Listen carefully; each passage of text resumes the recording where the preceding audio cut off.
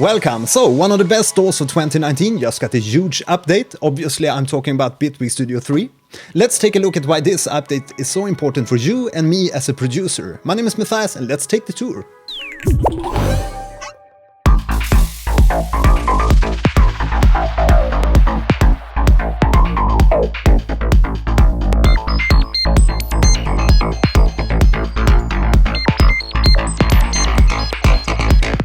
Okay, so one of the major new features here in Bitwig 3 is definitely the grid. And the grid is a new plugin. Actually, it's two plugins. You have the Polygrid and the Effect Grid. While the Polygrid is a plugin for creating synthesizers and sound design experiments, the Effect Grid is more geared towards manipulating incoming audio signals, so you can use it to create effects, etc. So, in the first version of the grid, we get the 150 modules. And the modules can be everything from oscillators, like you can see up here. We have pulse, sawtooth, sine, triangle, phase, and the swarm, which is a detuned oscillator, which is very good for creating supersaws. And we have the sampler, which is the regular sampler, which you have in Bitwig. So you can use multi-samples and these different playback modes, like pre-pitch, cycles, and the textures, the granular mode. So all the modules in the grid are categorized. So we have input-output devices up here. And we have audio ins and audio sidechain. So you can actually send audio from different tracks into this Polygrid instrument, which is quite neat. Then we have hardware input-outputs, CV stuff, modular outs. And then we have all these other categories with oscilloscope spectrums. Phase modules, if you're familiar with oscillator effects of Serum and Zebra, etc., can heavily manipulate your phase. And then we have this data tab with the gates, so you can control and program hi-hat, kicks, snares, etc. And you have step sequencers, triggers, and probability effects, so you can have cool randomization going on.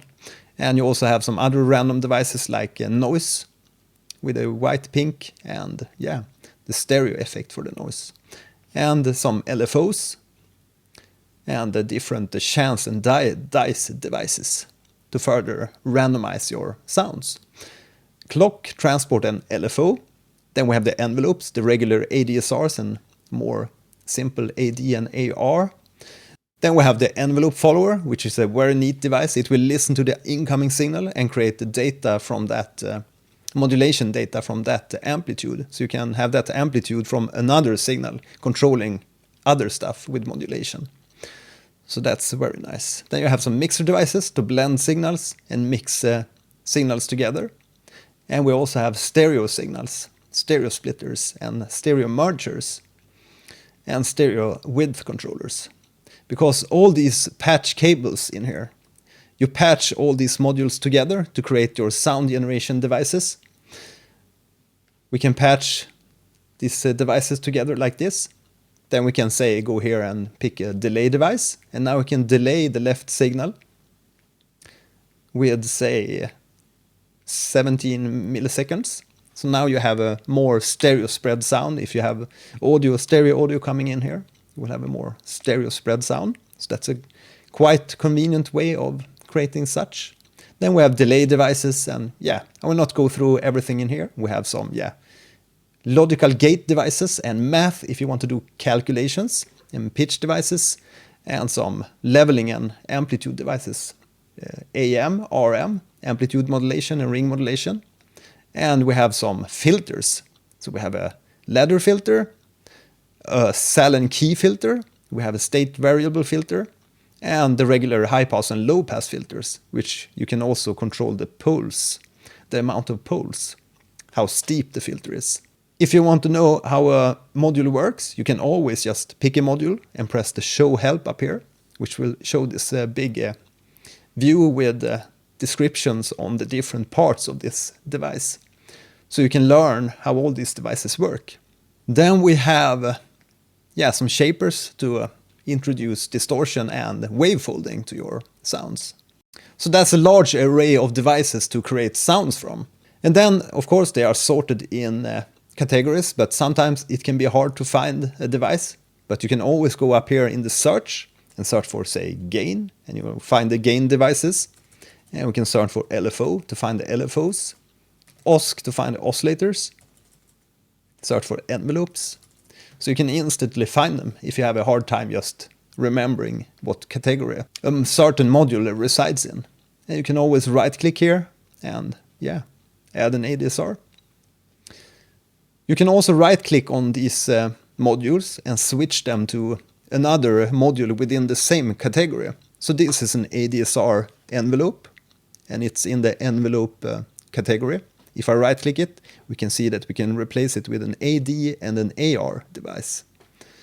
I don't know why we can't see the follower there, but we can see some of these devices that belong to the same category. The same thing here with the phase oscillator here. We can replace it with a phasor, pulse, sawtooth, sine triangle, and swarm oscillator.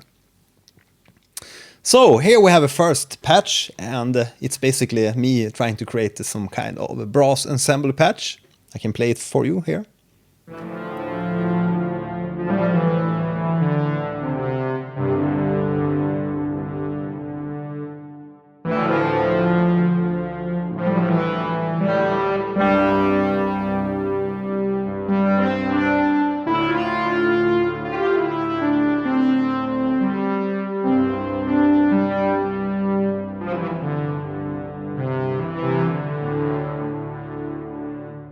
And you can do some really simple changes to this patch, and it will sound totally different, because here I have my original oscillator. It's being phase modulated by two other oscillators here. We can switch this double time wave to a half time, and it will sound totally different. Now it will be sounding more like maybe a bass clarinet.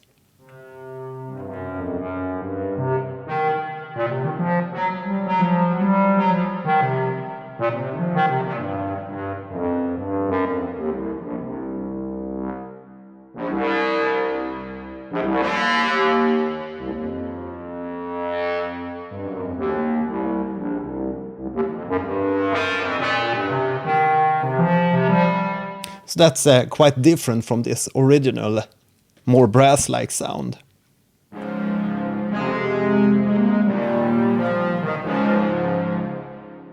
So that's it's a very nice way of creating patches, and you can come up with really interesting results in here. Yeah, I know I've praised visual node editors before, but I can't say it too many times. I really like this visual overview.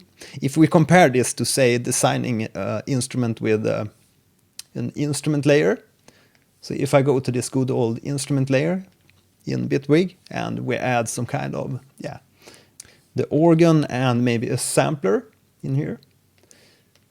Now, when we are designing this new sound, we can only see one of these at a time. Here we have the organ, and here we have the sampler. I can't see them at the same time. That's much better here in the grid, because I can just add my sampler, and I can add another sampler, like this. And then, of course, they also support multi-samples, but I can just drag in some samples in here. And I can see them at the same time, so I can map up my transients, etc., if I'm creating an instrument here in the grid. So I really like that visual overview. And you can also see that you can copy devices like you do in any other program. You can hold down the mouse, or the Wacom in this case, and press Alt, and if I drag now, I will copy this ADSR. So it's a very quick way of working in this grid environment.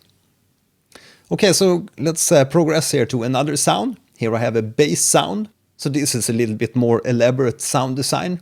Here I have 3 phase 1 oscillators.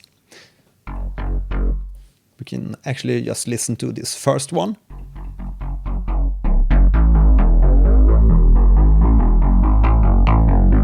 So these other 2 is giving the sound a little bit more bite.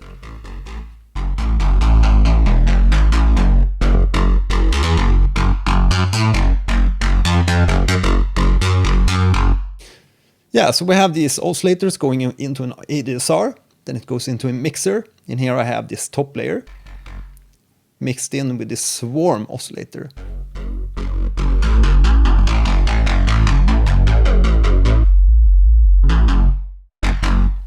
Then they go into a low pass filter. Then they continue into a wave folder. So I'm emphasizing the sound a little bit. And then a high pass filter with a quite steep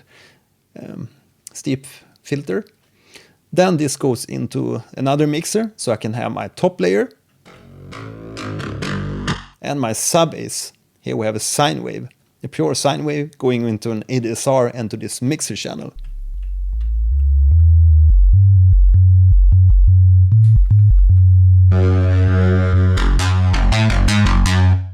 Okay, so let's listen to this sound.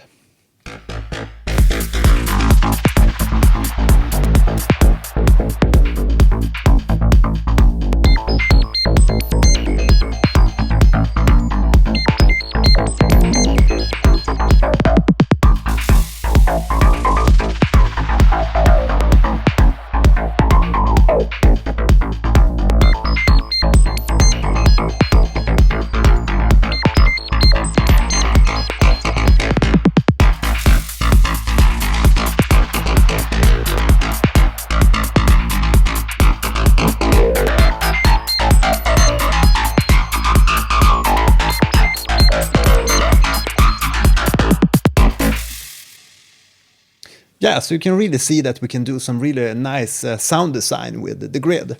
Let's take a look at another quick example here. Here I have an audio track with some basic vocal samples.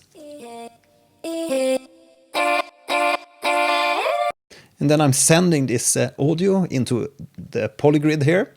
You can see I have an audio sidechain which accepts this vocal sample. Then this goes into a gain module and to an envelope follower, the one that I've talked about earlier. And here we can see the envelope from the vocal track.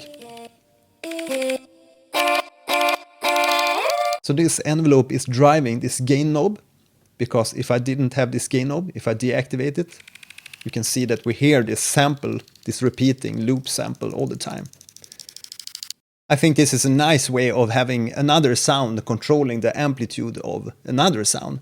So you could actually use this for maybe your future-based tracks. So you could have some other percussive track manipulating your super source. Here we have another example. Here I am using the effect grid. We have audio input coming into the effect grid plugin. Then we have an envelope follower with some lag device. And I have a modulator output. And this modulator is affecting this delay rates. Then I have a random LFO which is controlling this lag, so it's doing some weird stuff with the envelope follower. Then I have another delay, and they go into a blend device and into a mixer, and then continues to the output. So let's listen to the unmanipulated sound sample.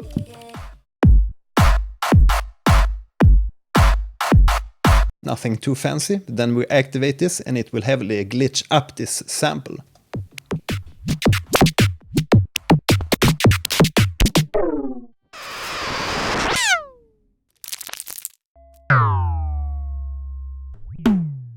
So in conclusion, the grid is really effective for creating various sound experiments and manipulating your audio. It might not be for everybody, but I think it's a really nice way of learning synthesis, how synths work. And yeah, it's a quite easy setup to get to know modular synthesis too. Because you have these options like reactor blocks and Softube modular and Eurorack, etc. But I really think that Bitwig did a nice variation of modular synthesis in the grid. Okay, so I hope you liked this little insight into the grid in Bitwig Studio. If you have any questions, please shoot them in the comment section below. Now you can continue and watch my next video. My name is Matthias and see you in the next video. Bye!